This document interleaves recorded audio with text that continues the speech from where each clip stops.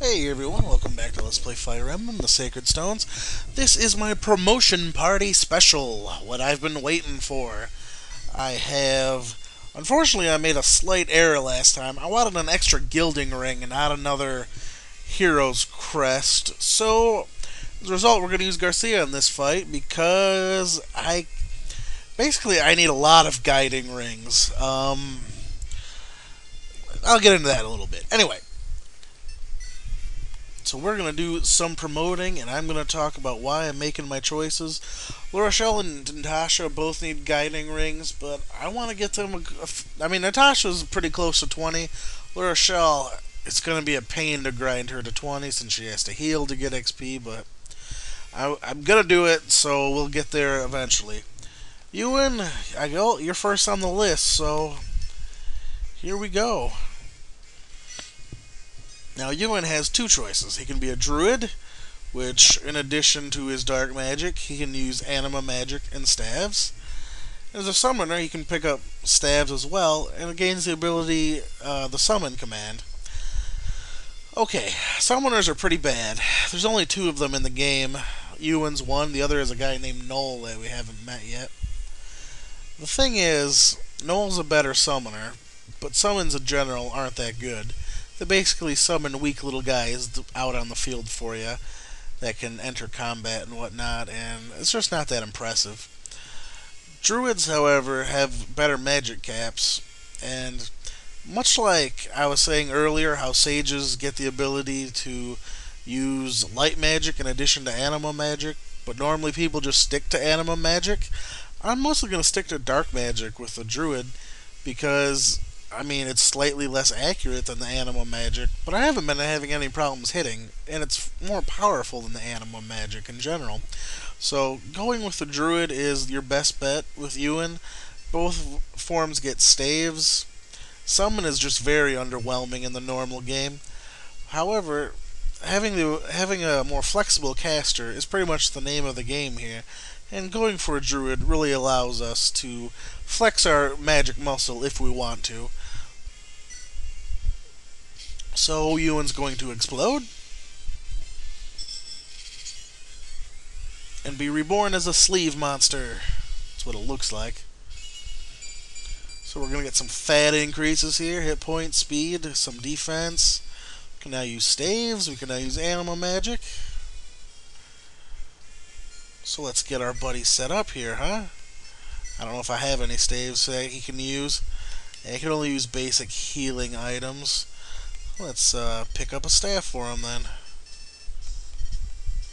Alright, I'm poor. I forgot about that.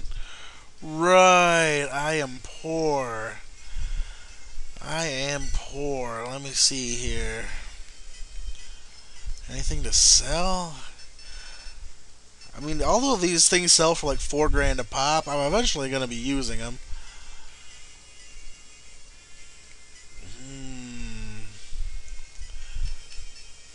Here, take that Zombato and sell it for money.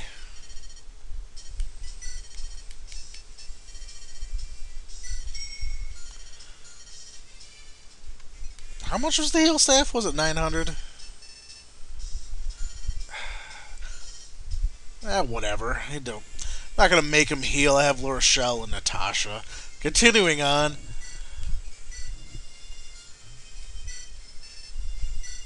Okay, Knight Crest for Amelia. We have the option of a General or a Great Knight.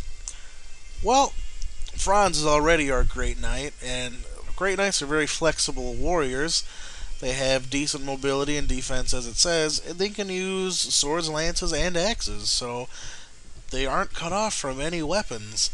However, Generals have the best defense in the game, pretty much.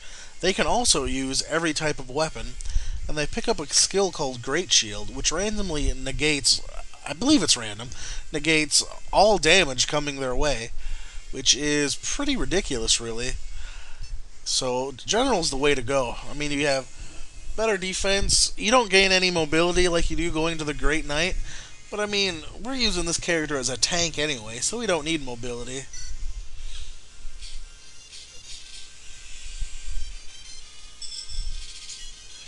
Oh yeah.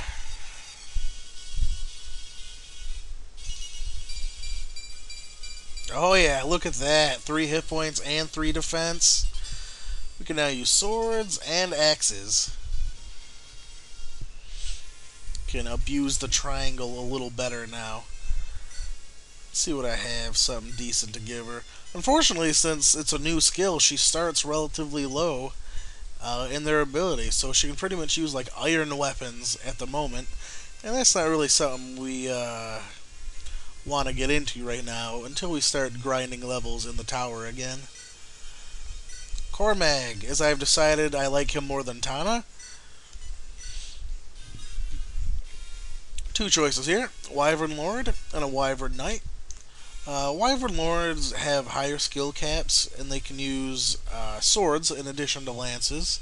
However, Wyvern Knights, while they're stuck using just lances, have a skill called Pierce, which is another random ability, but it has a chance to completely ignore an enemy's defense. And even though it's random, it's an incredibly strong ability when it works, and frankly, I have enough characters going around that can use multiple weapons. I need some specialization more than generalization in some of my characters. So we're going to go with Wyvern Knight for Cormag. Even his Wyvern exploded. He gets a new Wyvern too.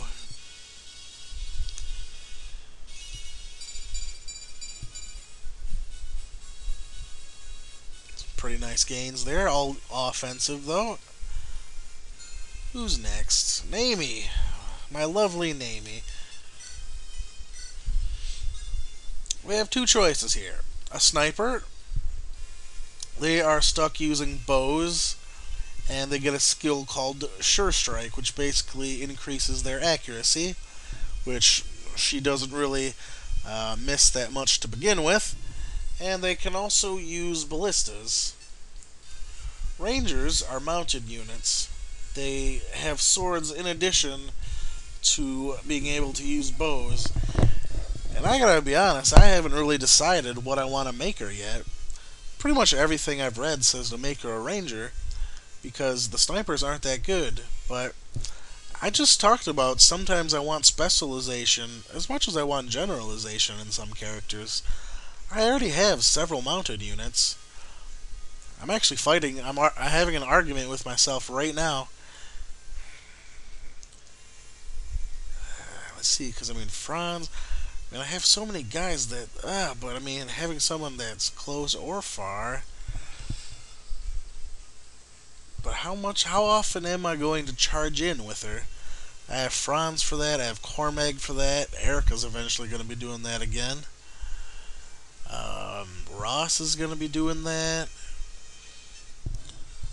I don't know, the horse is so cool. Yeah, I think I'll make her a ranger. This is kind of a coin toss. I honestly wouldn't fault you going for either way myself, even though a lot of people say the ranger is just a blatantly better choice. I really wouldn't fault you for going either way.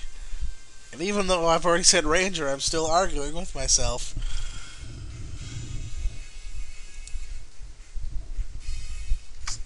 She has the mobility, but I have to train her sword ability, and she's already working up bows. Alright, I've just talked myself out of it. I'm making her a sniper.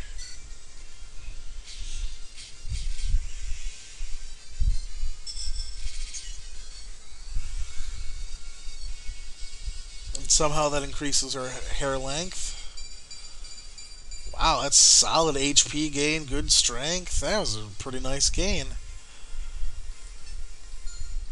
Okay, Marissa. My dear sweet Marissa. We have two choices for you. Assassin, which I hate. They can use swords.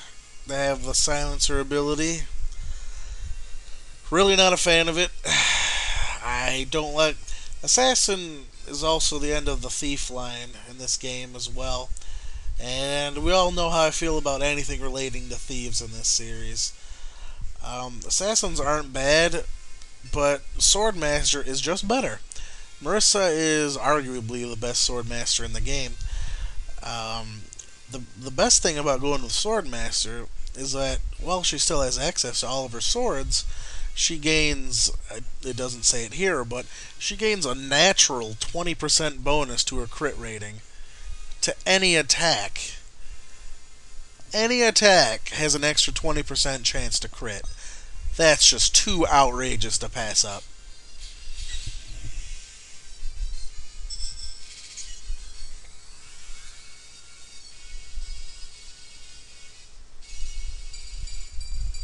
And we see some much needed gains in hit points and defense. Oh, now here's a good one. Our boy Ross. Two choices for him. Warrior? No. That's what Garcia's gonna be. Warriors gain the ability to use bows, and warriors have a very high strength cap, but Ross is better suited for the berserker role, as he was already prior to start with. He sticks with his role with axes. He can also move over mountains less encumbered, as well as moving over sea units, as he's already been able to do. But the berserker is just balls out crazy, especially when it's Ross that's the berserker. Ross's excellent growth potential fits this class perfectly.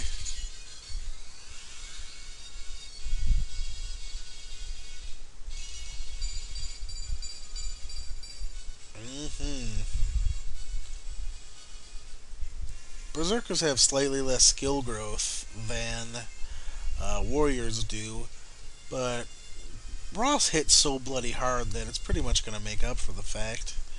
And I need to give him another weapon. And axe. I really don't care what it is. I use a sword slayer. Alright, loot. Our trusty mage for the whole game. Finally getting some recognition. We have two choices for you. Can make her a sage, which lets her use anima, light magic, and staves. Or we can make her a mage knight, which gives her just a staves ability, but puts her on a horse, and obviously increases her mobility. This one's honestly kind of difficult. I'm really not going to use light magic with her because anima magic is almost as accurate, but a little more powerful. Having the extra mobility would be nice, and having an extra healer that can move around would also be a good idea. The thing you have to remember here, though, is that sages have a 5-point higher cap in magic than the mage knights do, and she also has better offensive caps all around. We're not here for a support character, we're here for something that can melt faces. So a sage it is.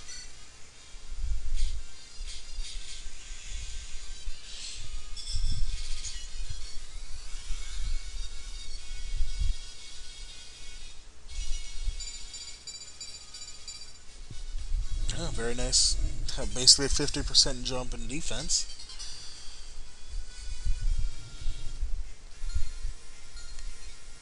Franz is already promoted, of course.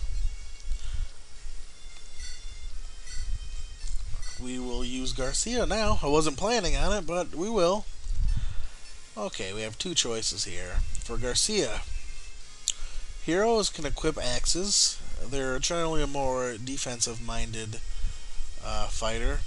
Then we have warriors who can, as I said before, they can use bows, and they have better offensive caps than the hero. So it's pretty much a no-brainer for Garcia.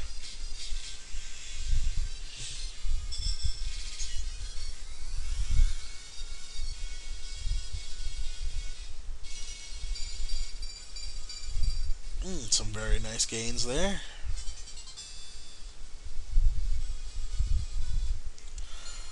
Alright, well, actually, let me get him equipped with the bow real. Of course, you can't use a real bow.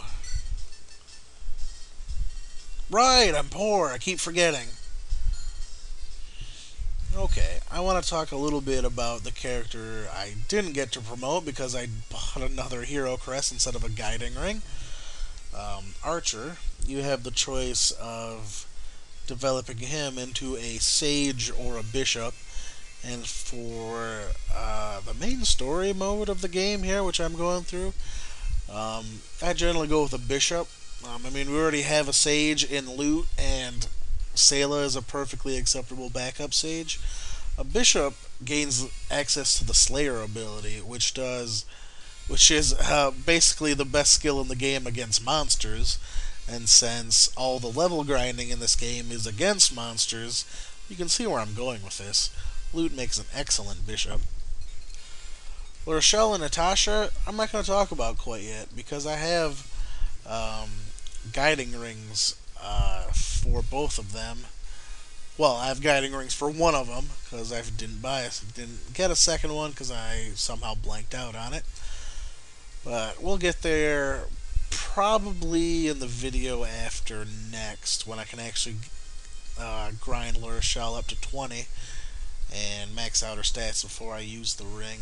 She'll be the next one to promote. Natasha will be last because regardless of what I make Natasha, she'll still be the primary healer. So she can go last, as promoting her is slightly less important for the time being. We just need her slinging fat heals for right now. But there you have it. Everyone that I need to promote has been promoted, and I'm ready to continue on with Chapter 15. I hope I was able to teach you at least a little something about the classes here. I'm going to talk about it a lot more as we actually get into combat and get going. So I appreciate everyone for watching. I'll see you next time when we continue the battle against Voltor and Kalik. Thanks everybody for watching. I'll see you next time.